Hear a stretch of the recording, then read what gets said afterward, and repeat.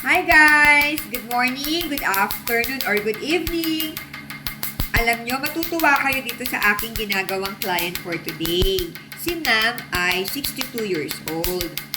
Oo nga, client ko siya for melasma treatment, pero tingnan nyo naman ang kanyang buong mukha. Huwag kayo mapakonsentrate doon sa pekas niya.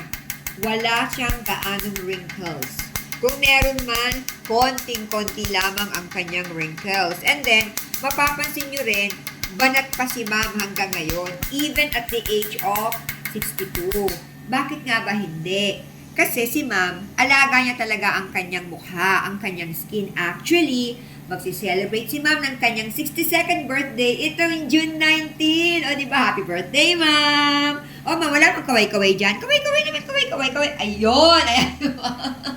So, yun ang lagi ko sinasabi sa inyo guys. Pag-aalagaan natin ang ating mukha, kumbaga irregular ang pagpunta natin sa ating skin specialist para magpagamot or magpagawa ng face.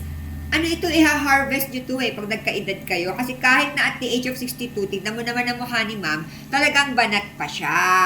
So doon sa mga interesado magpagawa sa amin, kung ikaw man ay may pekas o gusto mo magpabanat ng mukha, well, kung saan nyo napapanood itong video na ito, i-chat nyo lamang po kami. Ako mismo ang sasagot sa inyo. At bago tayo mag-end ng video, so ito yung unang ginagamit kong laser sa kanya.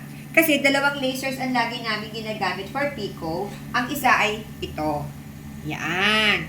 So, itong unang laser, buong mukha niya ang ili-laser ko. Yung pangalawang laser naman, kung saan lang may pekas, yun ang aking ili-laser. And mind you, ang Pico laser, hindi lamang po siya para sa melasma. Ang Pico laser, nakakapagpabanat din ang mukha natin. Kasi, nagpo-form ng collagen ang ating face, kaya yung mga wrinkles mo dito, kung meron ka mga wrinkles dito na malalalim, bumababaw siya. Yung number 11 mo dito, yung 11, bababaw din siya. And then kung halimbawa, ito, tuno mo si ma'am, at the age of 62, hindi bagsak ang kanyang eye bags. Kasi hanggang dito sa eye bags, nililaser natin.